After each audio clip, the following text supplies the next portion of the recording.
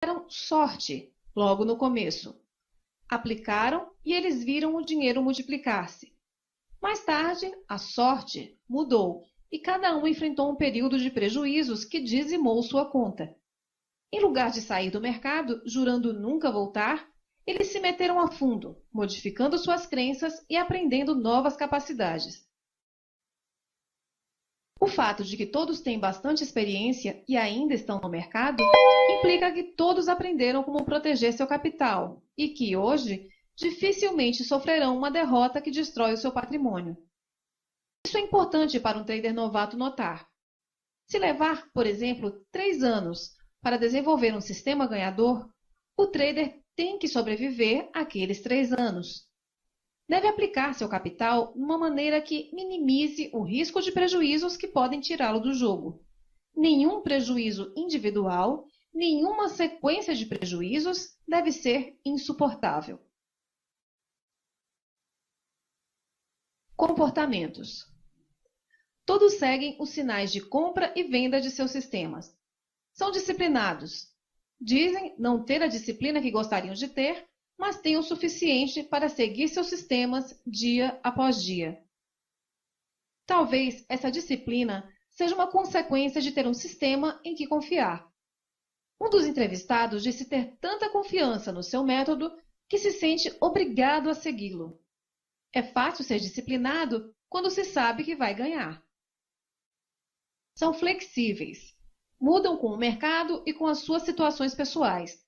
Sabem que não são infalíveis. Se seus sistemas começam a não dar certo, eles param, estudam e os modificam.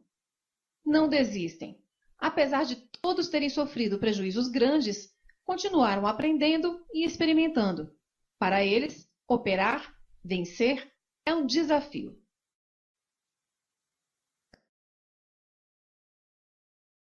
Capacidades.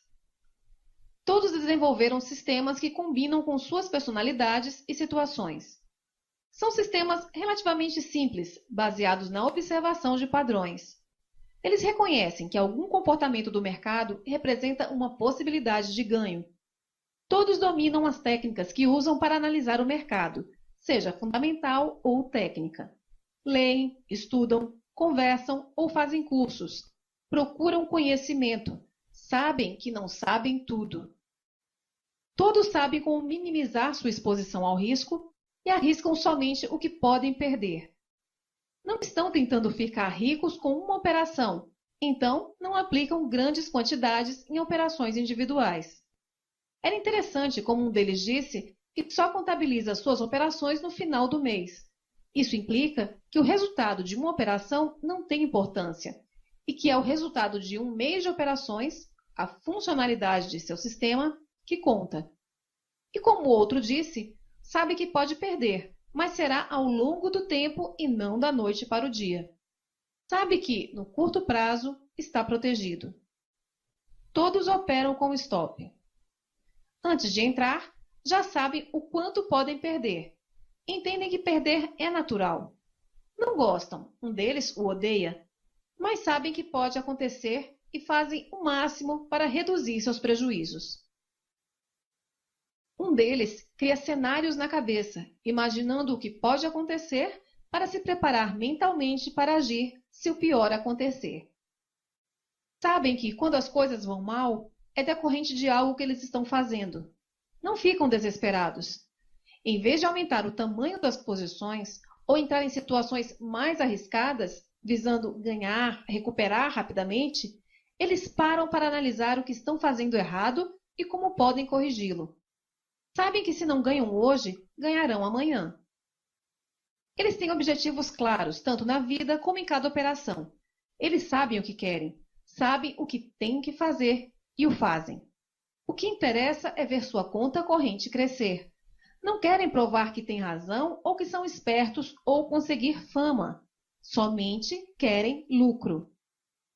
Ed Seykota, um dos investidores entrevistados no livro famoso Magos de Mercado, disse: cada um obtém o que procura no mercado. Esses traders procuram vencer. Parece mentira, mas há muita gente no mercado sem objetivos claros. ou satisfazendo necessidades inconscientes. Acabam perdendo dinheiro sem saber por quê. Ed Seykota também disse: resultado é igual intenção. E o que você obtém é o que você quis obter. Se fosse verdade, quer dizer que quem perde dinheiro no mercado está procurando exatamente isso. Concorda? Pense um pouco. E mesmo que não, imagine que seus resultados realmente indicassem as suas intenções originais. Quais seriam as implicações em todas as áreas de sua vida? Talvez você comente: não deu certo, mas tentei, fiz o meu melhor. Ed provavelmente diria que tentar era a sua intenção. Tentar requer um comportamento. Vencer requer outro comportamento. Interessante observação, não? Emoções. Todos dizem que seu estado ótimo para operar é a tranquilidade. Suas vidas, situações familiares, crenças e sistemas criam um ambiente de estabilidade. Nenhum dos três se obriga a operar. Se não se sentem bem, não operam. Também, nenhum dos três precisa do mercado para sobreviver. Eles têm outras fontes de renda. Isso tira muita pressão e permite que o trader opere com tranquilidade. Não tem que ganhar. Um trader novato que entra no mercado com a ideia de que tem que ganhar, vai criar uma pressão, um desespero que não o deixa pensar objetivamente. Sua percepção e todas as suas decisões serão distorcidas pela necessidade de ganhar. Talvez não teste seu sistema, arrisque mais que deveria, ou mude de sistema quando não dá certo de imediato. Esses traders veteranos não têm essa pressão. Paradoxalmente, é bem possível que é o fato que eles não têm que ganhar, que lhes permite ganhar. Crenças. 2 tem o critério de vencer como seu foco. O terceiro quer melhorar. Vencer e melhorar, de certa forma, implica algum tipo de competição, ou contra si mesmo ou contra outras pessoas. 2 mencionam o ego, a satisfação e sentir-se bem como os valores que motivam tudo. O terceiro diz que se todo mundo quer mais, ele também quer. Querer ser como os outros que também, de certo modo, satisfaz o ego. Os três creem que manter um estado emocional bom, tranquilo e sem estresse é fundamental para poder atingir a sua meta. É interessante notar que nenhum dos três pensa em dinheiro no momento de operar. Valorizam o dinheiro ou aumento de patrimônio, mas não é um valor motivador nem uma crença capacitadora no momento de operar. Um admite que gosta de dinheiro, outro comenta que quer dinheiro para comprar coisas. O terceiro disse que o dinheiro não lhe interessa, mas que é o resultado de seu desempenho. Ganhar dinheiro confirma que estão satisfazendo o seu critério, vencendo e melhorando. Cada um dos três valoriza limitar seu prejuízo. Implícitas em todas as suas atividades são as crenças de que algo que fazem vai dar certo, que, se não der certo, existe conserto, e que é possível ganhar dinheiro operando no mercado. Identidade. Os três têm muita autoconfiança. Confiam nas suas decisões e capacidades. Recebem os sinais de seus sistemas e agem imediatamente, aceitando as consequências, por bem ou por mal, não se questionam. Talvez não percebam, mas são pessoas congruentes nas suas ações e pensamentos. Suas identidades geram crenças positivas do tipo vai dar certo ou posso ganhar. Essas crenças fazem com que desenvolvam as capacidades necessárias para provar que essas crenças são a verdade. Como seus valores são congruentes com seus objetivos, é fácil fazer o que tem que fazer para conseguir o que querem e sentir bem a respeito. Não existem conflitos internos, necessidades psicológicas ou dúvidas que desviem seu foco. Missão e visão.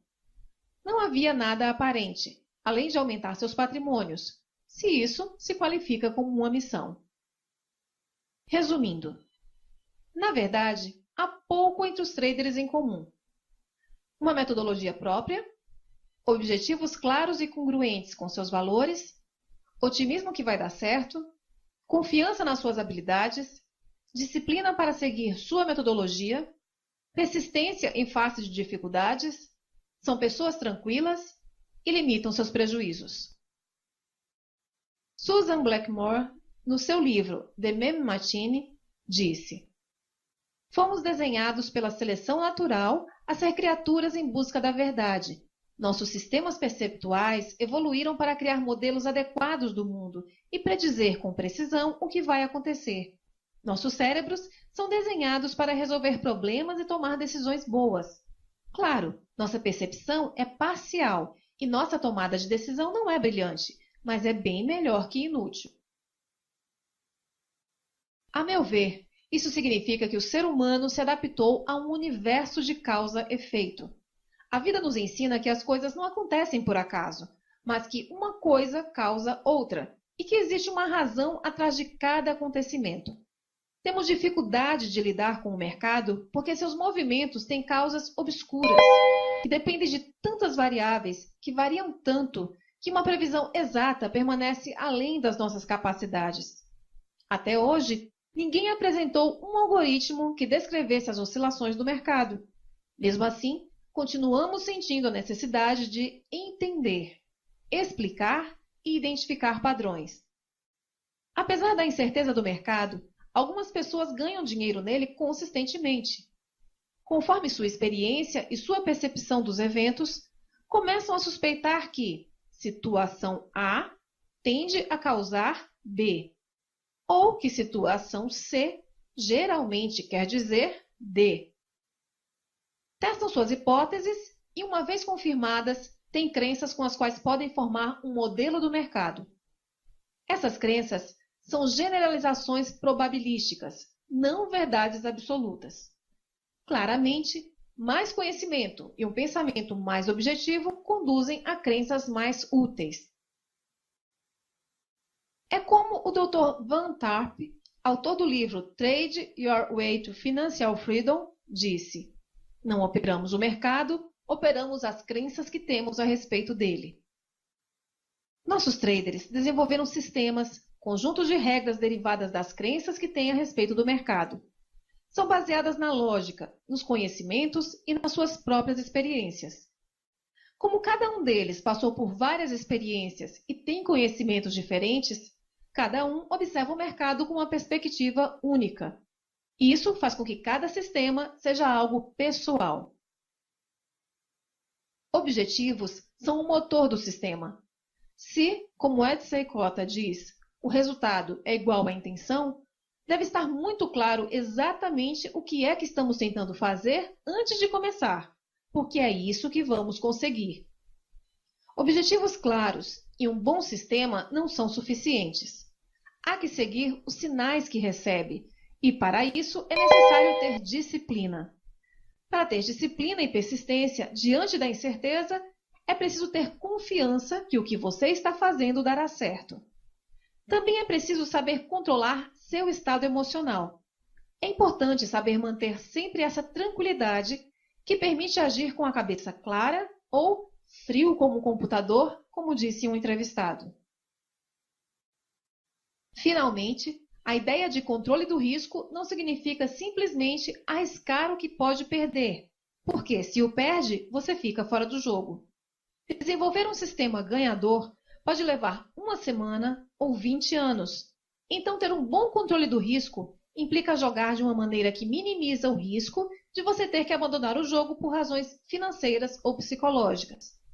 Por isso se fala em fazer apostas pequenas, arriscando de 1 a 5% do seu capital de risco.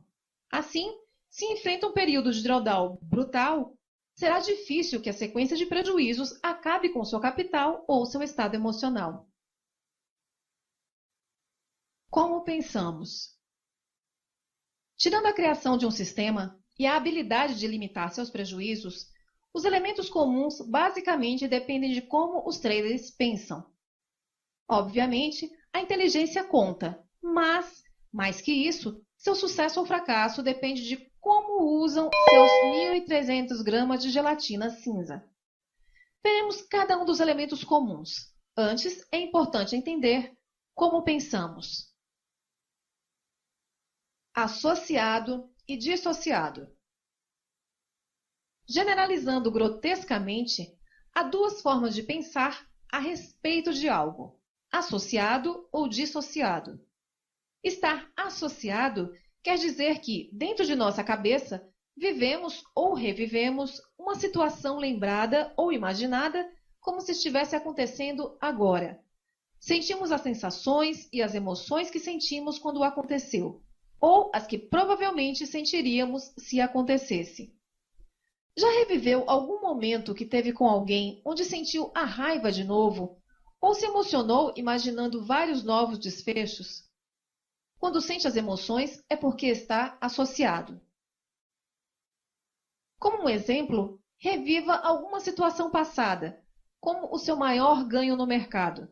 Se não teve um ainda, imagine-se tendo um. Lembre-se, imagine do que aconteceu, como aconteceu, na ordem em que aconteceu. Não pense a respeito, julgando ou comentando, mas reviva, como se estivesse acontecendo agora, novamente. Mentalmente, faça o que fez, veja o que viu e pense o que pensou. Conseguiu? Como se sente? As sensações que está sentindo são similares às que sentiu originalmente? Dificilmente nosso corpo sabe a diferença entre uma experiência real e uma imaginária. Simplesmente responde aos sinais do cérebro, e se este está revivendo uma experiência, o corpo acaba reagindo como reagiu quando aconteceu. Se estiver imaginando uma situação nova, reage como reagiria se acontecesse. Podemos associar a situações lembradas ou inventadas. Por exemplo, posso me imaginar vendendo 10 contratos do índice futuro, que comprei faz 6 meses por 10 mil pontos, por 25 mil. Tenho que fazer um pouco de esforço para montar o cenário todo, mas se fizer bem, acabo sentindo a euforia da venda. Alternativamente, posso imaginar uma situação na qual estou pagando 25 mil pontos para comprar de volta os contratos que vendi há 6 meses a 10 mil. Horrível! Que desespero! Não quero sentir isso nunca! Quase pulei pela janela. Estar dissociado, obviamente, quer dizer não estar associado. Quando estamos dissociados, vemos a situação de uma perspectiva externa, como a de uma mosca na parede, ou como alguém atrás das nossas costas, ou de lado, ou flutuando no ar como numa experiência extracorporal. O importante é que não estamos aí dentro da experiência, estamos fora, observando. Por exemplo, quando me lembro de minha última operação negativa no mercado de forma dissociada, me vejo fazendo a operação. Estou vendo minhas costas enquanto teclo no computador. Estou vendo minha reação à perda. É bem diferente. Frio, distante. Não sinto as emoções do trade e sou capaz de observar e fazer comentários a meu respeito como se estivesse falando de uma outra pessoa. Posso até ter emoções ou sensações, mas provavelmente estarão associadas aos julgamentos ou pensamentos que tenho agora a respeito da situação em mente e não às emoções que tinha na hora. Posso, por exemplo, notar que estava vendo um gráfico e que este estava formando a figura de um ombro-cabeça-ombro, algo que não tinha percebido no momento. E posso sentir raiva e fazer um comentário do tipo: seu imbecil, por que comprou? Você nunca vai aprender? Ou: puxa, não tinha visto isso. Na próxima vez, antes de comprar, vou prestar mais atenção. A vantagem de pensar de forma associada é que nos permite explorar experiências ou ideias. Se você deve tomar alguma decisão e pensa nas alternativas de forma associada, você pode testar como se sentiria em cada opção. É subjetiva. A desvantagem quando pensamos em coisas que já aconteceram é que, de dentro, as emoções, se forem fortes, podem dificultar uma avaliação objetiva. Podemos acabar nos traumatizando. Nossa lembrança ou imaginação associada de algo acaba causando um mal-estar tão grande que pode dificultar o que estamos tentando fazer no momento. Um caso extremo seria uma fobia, e um caso mais normal seria o medo que um trader sente antes de entrar no mercado quando pensa em uma perda grande que teve. E a vantagem de pensar de forma dissociada nos permite tomar uma distância e avaliar uma ideia ou memória mais objetivamente. Isso é muito útil para reavaliar nosso desempenho ou comportamento. A desvantagem é que falta a emoção. Quando imaginamos algo no futuro, por exemplo, não sabemos como vamos nos sentir. Que adianta decidir objetivamente que operar com 10 contratos no índice futuro é a melhor forma de atingir seus objetivos se, quando abre a posição, não consegue seguir seu sistema devido ao estresse? Muito interessante. Você comenta, mas o que tem a ver comigo? Bom, será que você percebe quando está associado ou dissociado? Será que você decide conscientemente pensar associada ou dissociadamente? Em geral, a decisão de associar ou dissociar não é uma decisão consciente, simplesmente acontece. Em algumas situações, automaticamente pensamos de forma dissociada, fria e distante, e outras de forma associada, experimentando as emoções. Nenhuma forma é mais certa que a outra, mas em algumas situações, uma pode ser mais útil que a outra. Seria bom poder controlá-la. Para ilustrar, imagine um trader numa posição comprada. O mercado acaba de cair, deixando bem abaixo do seu stop. Está perdendo muito mais dinheiro do que quis. Não sabe o que fazer e considera as alternativas. Sabe que deveria vender, mas caiu tanto e tão rapidamente que é bem possível que se recupere um pouco. Vender ou esperar para ver o que acontece? O que fazer? Se o trader está associado quando pensa, é bem provável que acabe sofrendo, talvez sentindo-se mal, frustrado, preocupado ou chateado com ele mesmo ou com o mercado. Geralmente, a força das sensações é proporcional à intensidade da situação. E como a situação é bastante ruim, as emoções provavelmente estarão fortes o suficiente para influenciar seus pensamentos. E, como sabemos, pessoas desesperadas fazem coisas desesperadoras. Com a cabeça assim, você acha que ele conseguirá tomar uma boa decisão? Agora, se ele sabe dissociar, pode tomar um passo atrás e distanciar-se do problema. Sem as emoções atrapalhando, ele tem mais chances de pensar de forma objetiva e tomar uma decisão calculada e fria. Dá para entender a diferença? No mercado, é preciso agir de forma racional e tomar boas decisões. Até agora, é bem provável que a decisão de pensar de forma associada ou dissociada fosse automática, inconsciente e talvez nunca tenha atrapalhado. Embora, a partir de agora, a decisão pode ser consciente. Você pode escolher como pensa. Por exemplo, se suas emoções estão atrapalhando ou perturbando, você provavelmente está associado. Você consegue ouvir e assisti-los como um álbum de fotos, um filme ou um teatro. Quanta consciência tem dos detalhes? Quanto controle tem sobre o conteúdo, a estrutura e as emoções que sente? Consegue pensar do jeito que quer? Ou às vezes parece que seus pensamentos têm uma vida própria, simplesmente aparecendo na sua mente sem nenhum esforço da sua parte? Se você é igual a mim, provavelmente a maioria de seus pensamentos acontece sozinho. Mas é possível ter mais controle, e para fazer isso, é importante aprender a separar conteúdo e estrutura. Vejamos uma analogia. Se nosso cérebro fosse um computador, o conteúdo seriam os dados e a estrutura, a programação, a forma como os dados são manipulados. Num computador, se os dados são ruins ou incompletos, o melhor algoritmo no mundo produziria lixo. E se o algoritmo não é bom, os mais exatos dados virarão sopa. A mesma coisa acontece com o nosso cérebro.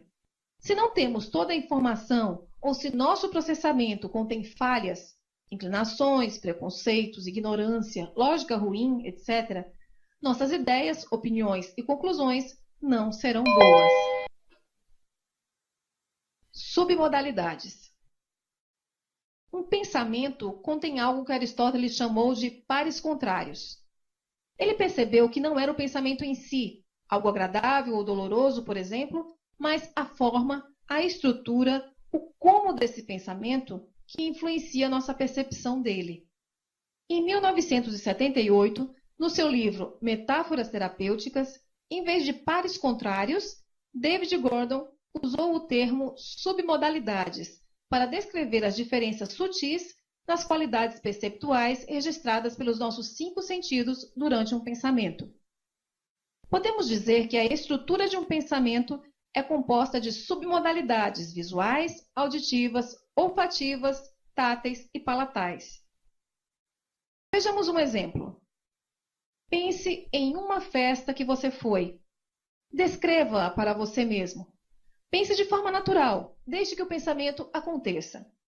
Faça um inventário dos detalhes. Não precisa criar coisas que não aparecem naturalmente. Simplesmente preste atenção em como esse pensamento aparece na sua mente. O que está vendo? Coisas? Pessoas? O lugar? O que está ouvindo? A música? Conversação? O barulho de pratos e copos na mesa? Lembra-se das coisas que você pensou durante a festa? Está fazendo comentários para você mesmo sobre a festa? Percebe odores e sabores, perfumes, cheiro da comida, sabor da bebida? Sente a temperatura do ambiente, as vibrações da música, pessoas roçando em você? Crie a melhor representação que puder, mas sem forçar ou inventar.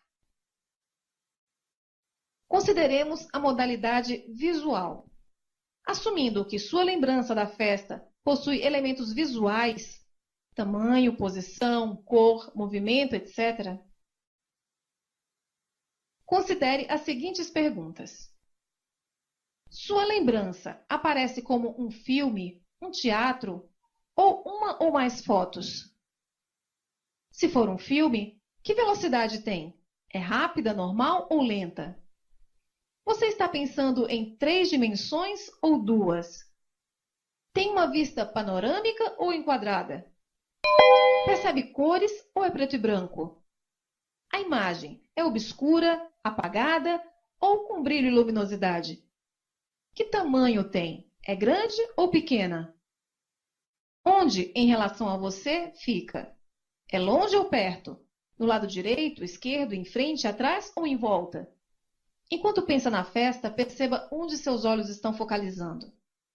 A imagem é limpa ou desfocada? De que ângulo ou perspectiva está vendo a festa? De frente, de lado, de cima?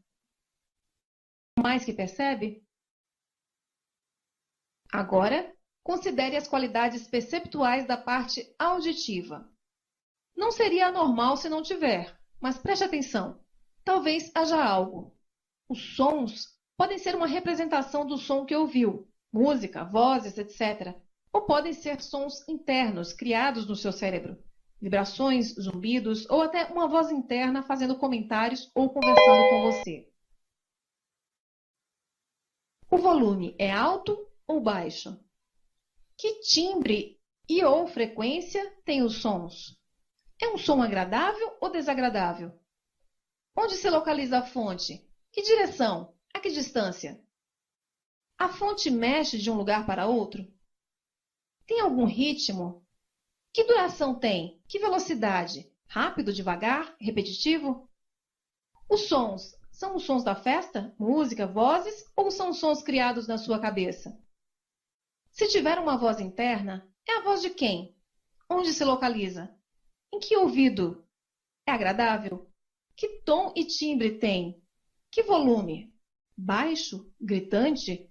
Crítico? Suave? Algo mais que percebe? Enquanto você vê e ouve seu pensamento, frequentemente perceberá sensações.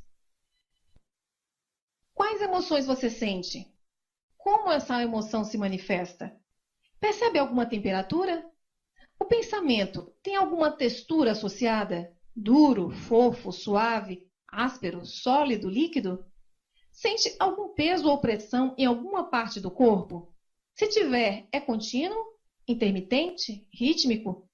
Algo mais que percebe? Submodalidades têm valores relativos. Funcionam um pouco como os botões no controle remoto de um DVD. Contraste, brilho, volume, balanço, aceleração, zoom, etc. Geralmente se situam em uma escala entre dois extremos referenciais, ou seja, os pares contrários de Aristóteles. Por exemplo, digamos que o objeto do seu pensamento aparece a uma distância que você descreveria como longe, um pouco à esquerda, com uma temperatura que você descreve como morna e um volume médio. Os valores que usa para definir os limites, como longe, perto, frio, quente, baixo volume, alto volume, são pessoais. Por exemplo, o conceito de frio para alguém que mora na Bahia pode ser bem diferente daquele de alguém que mora no Polo Norte. Mas isso não importa, porque só você tem que entendê-las. O cérebro usa essas escalas para dar significado aos nossos pensamentos, um pouco como diretores de cinema e publicidade as utilizam para dar significados às cenas dos seus filmes e anúncios. Ignorando os outros sentidos por um momento, se seu cérebro simplesmente gravasse o que seus olhos veem e seus ouvidos escutam, como uma filmadora, lembrar suas memórias seria como assistir a um filme chato. Existiria informação, o conteúdo visual e auditivo, mas não teria significado nenhum. Seu cérebro teria que gravar outras informações em paralelo com o filme para dizer essa parte dá medo, ou amamos essa pessoa, ou isso aconteceu o ano passado, ou é importante não esquecer o que aprendemos aqui. O cérebro grava nossas experiências manipulando as submodalidades para incluir essa informação. Por exemplo, digamos que o pitbull do vizinho mordeu sua perna quando você tinha 5 anos. É bem provável que durante os próximos 10 ou 20 anos, cada vez que você vir um pitbull, sinta um pouco de medo, ou pelo menos um pingo de ansiedade. Por quê? Pois em lugar de perceber pitbulls como fofos e brincalhões, de um tamanho médio, banhados em uma luz suave, a uma distância razoável, com uma língua frouxa, babando e abanando seu rabo excitadamente enquanto late felizmente, seu cérebro provavelmente projeta uma imagem intensa, de cores vivas e chocantes, tão perto que ocupa toda a sua tela interna, deixando você na sombra e sentindo o calor do corpo e o cheiro fedorento de seu hálito, de um monstro gigante, musculoso, espumando pela boca, com dentes enormes, brancos e gotejando saliva e sangue, enquanto rosna ruidosa e agressivamente, bem nos seus ouvidos, e pula na sua direção com tanta força e velocidade que parece um demônio do inferno. Uma apresentação interna assim causaria medo em qualquer um. E, como disse, os produtores de filmes usam submodalidades da mesma maneira para criar emoções e suspense, enquanto publicitários as usam para nos manipular. Por exemplo, quem não se lembra do som do tubarão no filme Tubarão de Steven Spielberg? Ou do chiado na cena do chuveiro do filme Psicose, de Alfred Hitchcock? E durante uma eleição, por que será que um partido pinta os candidatos do outro como personagens cinzas, pequenos, fora de foco, enquanto os seus são grandes, nítidos, coloridos e sorridentes? Vamos experimentar. Durante uns segundos, pense no seu último aniversário. Como antes, faça-o naturalmente, sem forçar ou inventar. Simplesmente lembre-se. Logo, estude a estrutura, as submodalidades. Preste atenção nas cores, na claridade, no tamanho, na posição, na distância, no movimento, nos sons, nas sensações, etc. Não é necessário pegar todas, porém as mais aparentes. Anote em um papel. Da mesma maneira, lembre-se de um aniversário há alguns anos. Novamente, estude a estrutura e anote as submodalidades mais óbvias ou aparentes. São diferentes dessa vez? Como? Agora, pense no seu favorito, aquele aniversário que você mais gostou em toda a sua vida. Faça um inventário das submodalidades outra vez e preste atenção em qualquer diferença que perceba. Finalmente, pense no seu próximo aniversário. O que vai fazer? Com quem? Onde? Estude a estrutura desta criação da mesma maneira que estudou as memórias, anotando as submodalidades mais óbvias e prestando atenção nas diferenças. Pensando nos 4, um por um, 3 memórias e uma construção. Como você sabe que o segundo aconteceu antes do primeiro? Quais diferenças você percebe na estrutura? Que submodalidade indica tempo?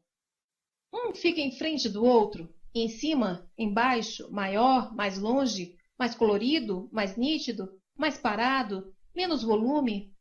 Como sabe que um dos aniversários ainda não aconteceu? Que submodalidade indica que algo é real ou imaginário? Sua posição? É mais alta? As cores? É transparente, desfocado? Como sabe que seu favorito é seu favorito? Obviamente você gosta mais do seu favorito, mas que ou quais submodalidades causam essa sensação? Lugar, distância, temperatura, cores, textura?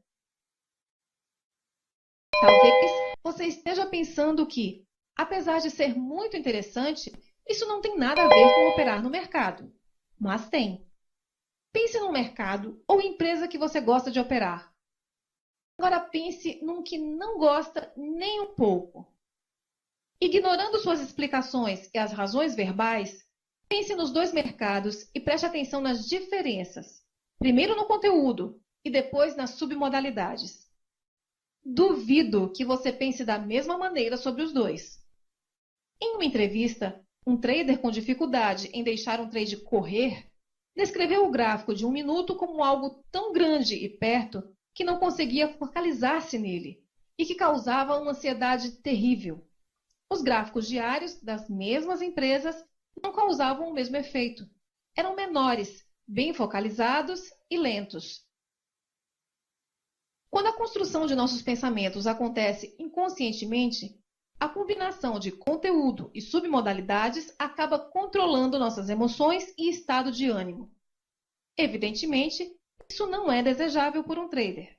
Felizmente, sabendo que existem, podemos aprender a manipulá-las, mudando como pensamos e o que sentimos. Manipulando submodalidades. Feche os olhos e pense numa tarântula venenosa. Crie essa imagem bem perto de você, tão perto que ocupe todo o seu campo de visão. Faça a tarântula gigantesca com cores vivas, chocantes e desagradáveis, e detalhes nítidos. Sinta os cabelos no corpo e pernas roçando seu rosto. Sinta as vibrações no chão e escute o barulho que faz, um chiado que arrepia seus pelos enquanto caminha rapidamente aos trancos na sua direção. Imagine veneno imundo gotejando das mandíbulas, caindo nas suas mãos. Sinta o cheiro horrível, a temperatura quente do animal no seu rosto e a viscosidade pegajosa. Escute os dentes rangendo estridentemente perto dos seus ouvidos.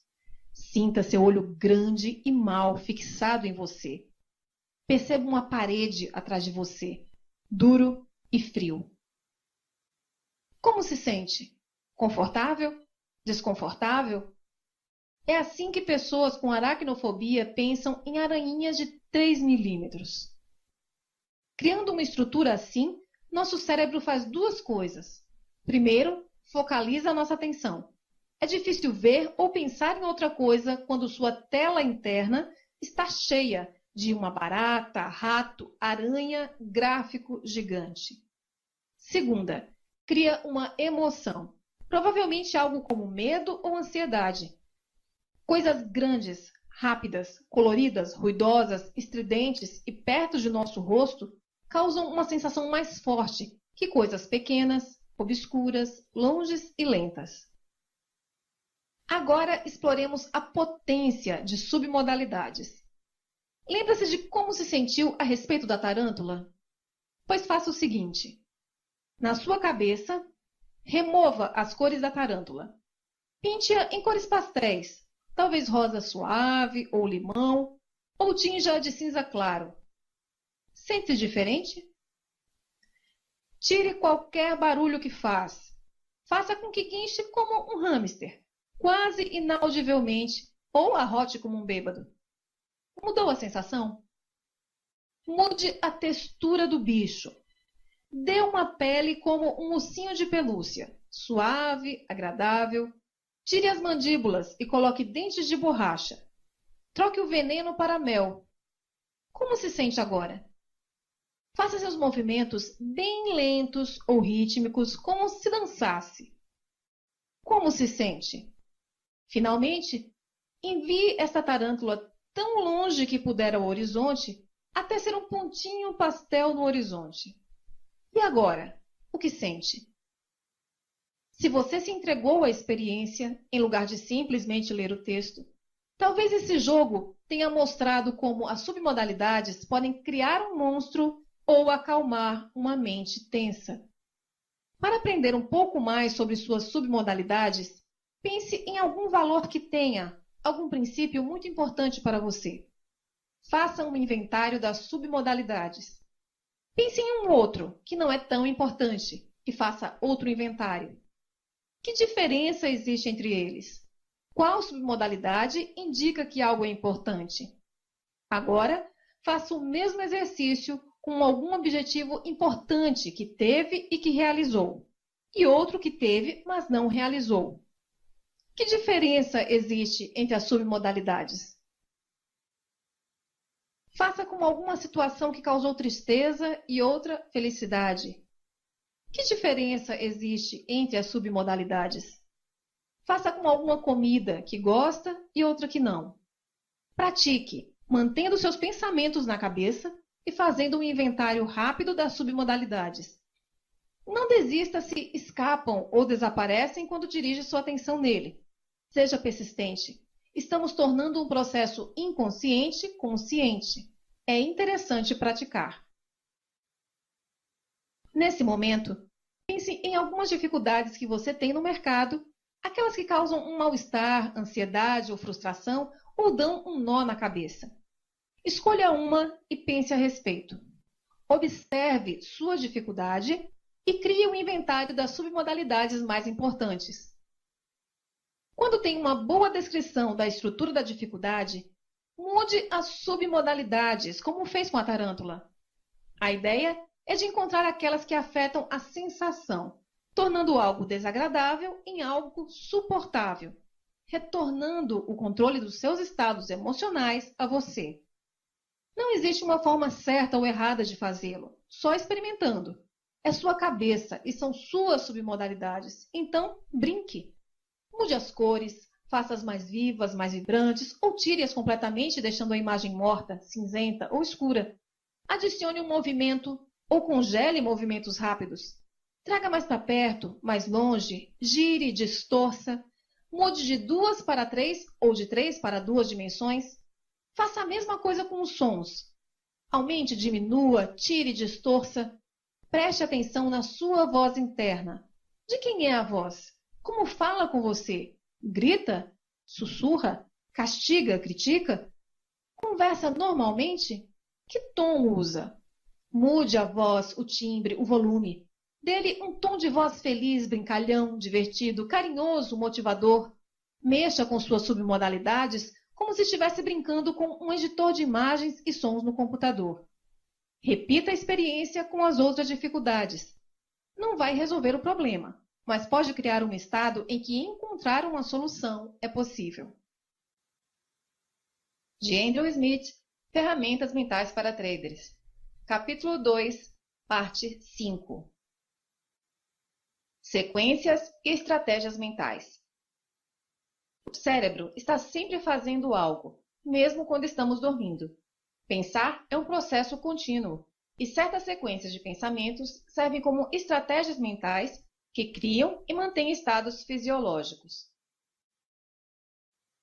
Estados são como o cérebro prepara o corpo para lidar com uma situação.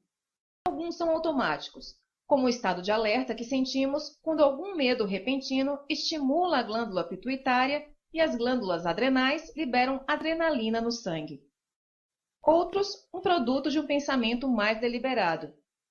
Quando temos algum objetivo, estudar um livro, abrir uma posição ou dar uma palestra, por exemplo, o cérebro usa estratégias para criar um estado adequado para realizá-lo.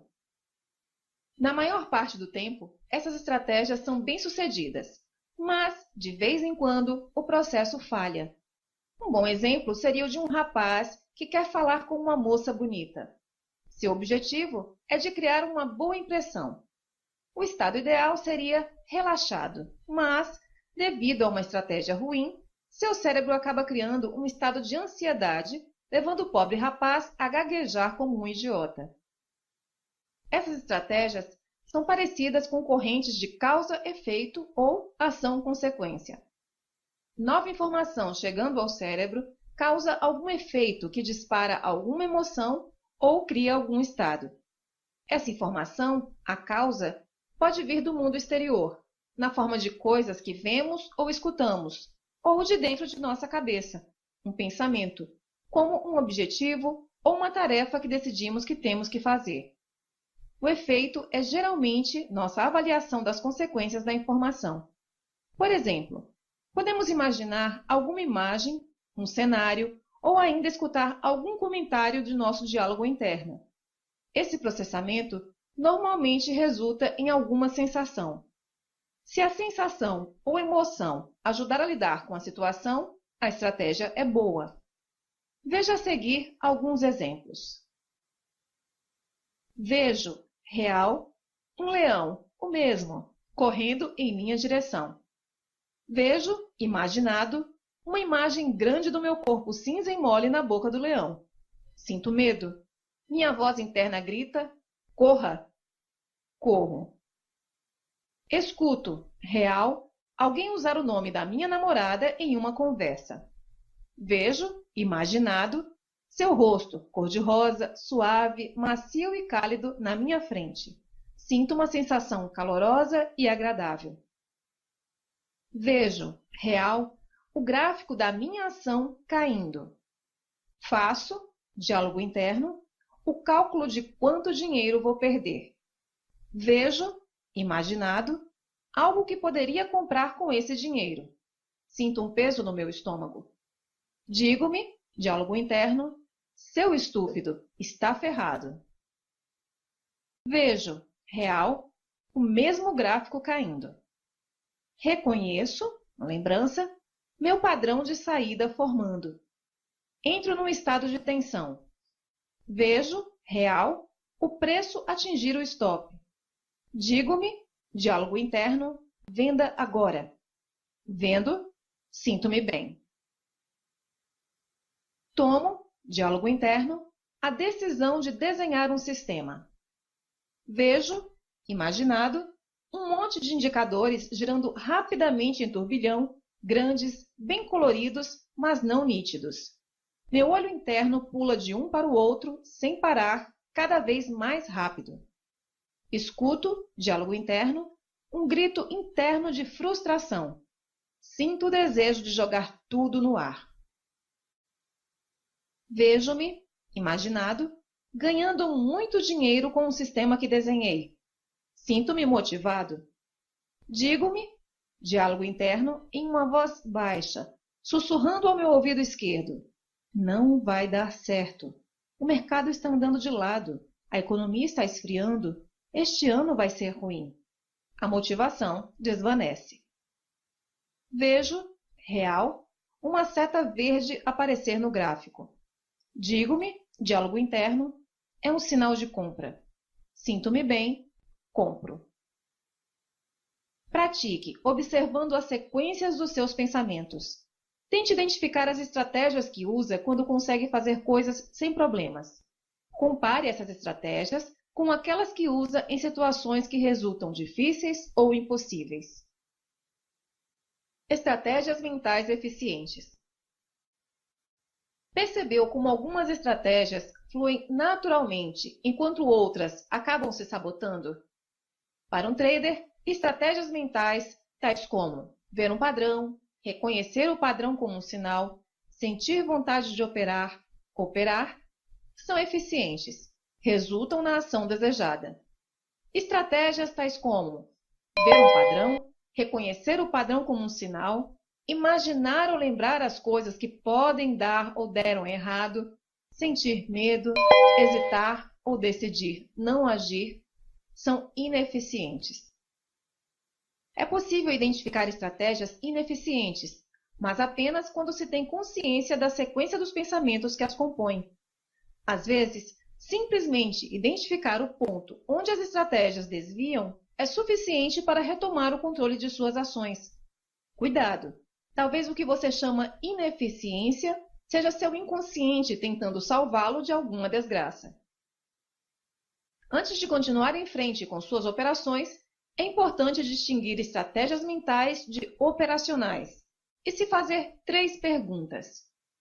Primeira, tenho certeza absoluta de que meu sistema funciona? Segunda, tenho certeza absoluta de que posso perder o valor que estou arriscando sem sofrer consequências negativas? Terceira, tenho certeza absoluta de que o que estou vendo é o padrão certo ou estou seguindo as regras do meu sistema ao pé da letra? Por quê? Se o trader A continua em frente com uma estratégia ineficiente, apesar de responder não a uma ou mais dessas perguntas, provavelmente vai perder dinheiro. A experiência vai ensiná-lo que deveria escutar sua intuição e acaba reforçando o medo que sente. Esse medo é real e se deve à sua estratégia operacional fraca. Ele é mal preparado. No caso do trader B, que também possui uma estratégia mental ineficiente, mas que está seguindo as regras de um bom sistema e arriscando uma quantidade de dinheiro confortável, não há razão para não agir. Seu medo se deve à sua estratégia mental, não operacional. Claro, o risco sempre existe no mercado, mas o objetivo do trader é operar e está tomando os riscos em conta. Se não age quando recebe os sinais, está perdendo boas oportunidades. Se o trader B opera, apesar de ter medo, aos poucos a experiência vai afinar sua intuição e apagar o elemento ruim de sua estratégia ineficiente, tornando-a eficiente. A diferença entre um bom trader e um ruim é que o bom é mais objetivo e sabe olhar para dentro. Não adianta ter confiança, força de vontade ou pensamento positivo se seu sistema perde dinheiro ou arrisca tanto dinheiro que tomar 3 stops seguidos acabará com sua conta.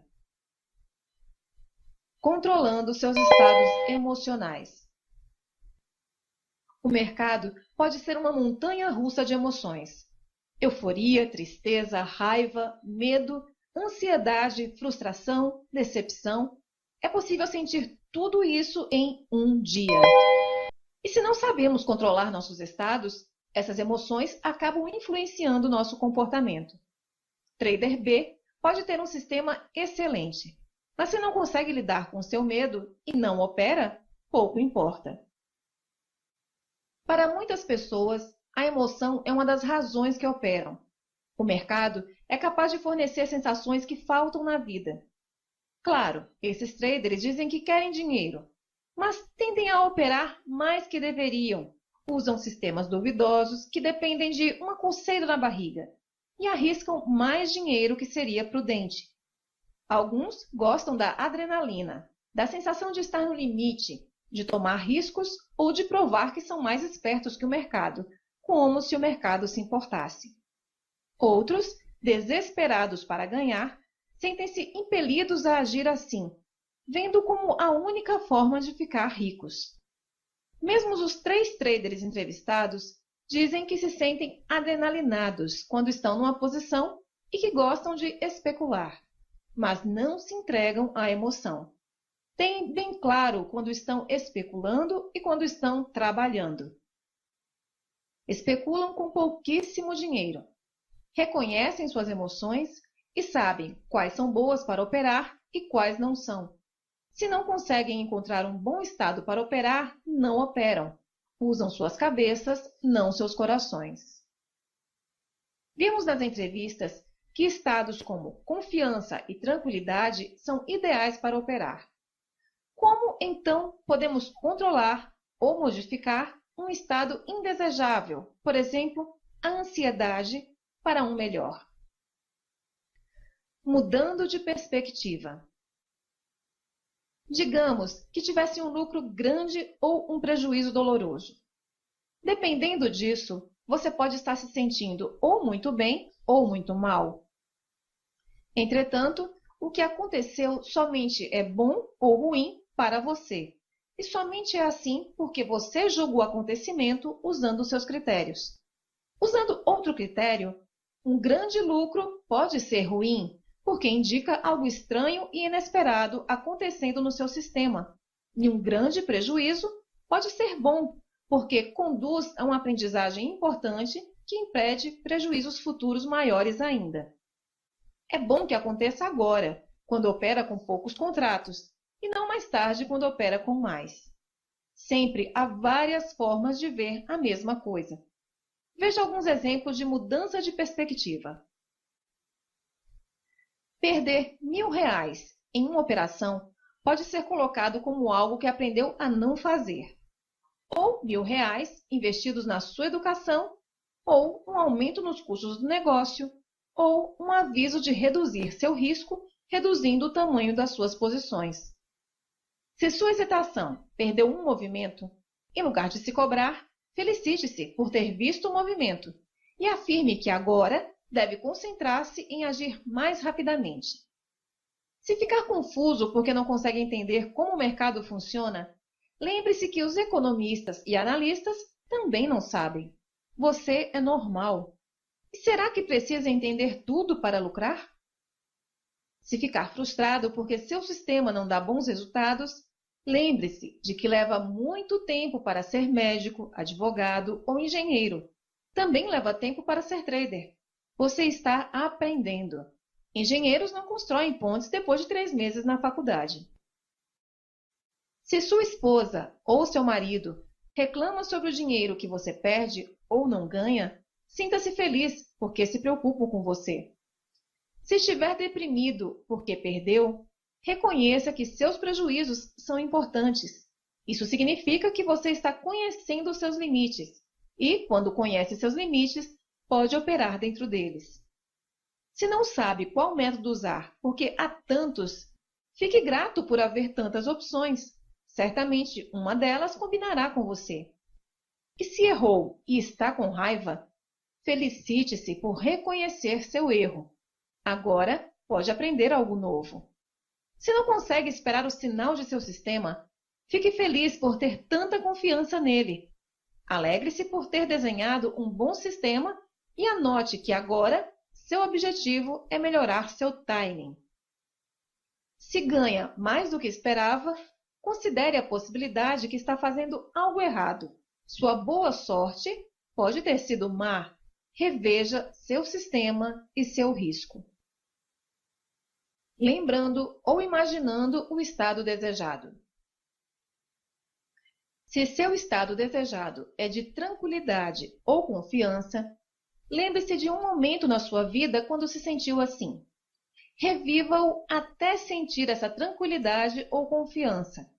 Se não se lembra de nada, imagine uma situação, fantasie, crie uma situação ou um lugar especial onde se sentiria tranquilo. Associe-se, lembra-se de como faz isso? E viva sua fantasia ou memória. Experimente com as submodalidades e tente aumentar as sensações de tranquilidade e ou confiança. Cada vez que estiver operando e perceber que está entrando num estado indesejável, sentindo-se agitado ou nervoso, por exemplo, feche seus olhos, respire fundo e lembre-se de sua situação tranquila ou vá para seu lugar especial. Viva-o novamente. Vídeos e áudios de hipnose, meditação e relaxamento funcionam um pouco assim. Dirigem seus pensamentos, criando um estado agradável. Mudando de fisionomia. Da mesma maneira que pensamentos causam comportamentos, comportamentos também causam pensamentos. Se você quer ter algum estado, haja como se o tivesse. Se não sabe como fazê-lo, copie a fisionomia e o comportamento de alguém que saiba, ou invente. Como agiria alguém tranquilo ou confiante? Que postura teria? Quais movimentos faria? Como respiraria? Que diria? Se você está se sentindo deprimido, levante-se, coloque uma música alegre e dance. Ou leia algumas piadas. Sorria, force alguns sorrisos. Finja que você está feliz e acabará se sentindo melhor. Claro, é difícil agir como se tudo estivesse bem quando se está no fundo do poço. Mas, afinal, quem é você? Um lutador ou algum coitado? Quer se sentir bem ou mal? Está disposto a fazer o que for necessário para ser um ganhador? Usando submodalidades e estratégias. Como já viu, é possível modificar um estado ajustando submodalidades e estratégias. Quando você é capaz de fazer um inventário do seu estado indesejável, pensamentos mais sensações, pode desenhar um estado melhor, brincando com suas submodalidades. Ajuste-as uma por uma e mude seu diálogo interno até eliminar as sensações negativas e criar outras mais úteis. No caso de uma estratégia ineficiente, se sabe como identificar a sequência de pensamentos, pode eliminar ou substituir o passo onde a estratégia estraga. Digamos que você não consegue abrir uma posição porque um pensamento sobre o dinheiro que pode perder estraga a sua estratégia. Substitua esse passo por outro. Seu diálogo interno comentando que o sistema funciona, o risco é aceitável e que, se quer ganhar dinheiro, é preciso operar, por exemplo. Seguindo em frente, apesar de tudo.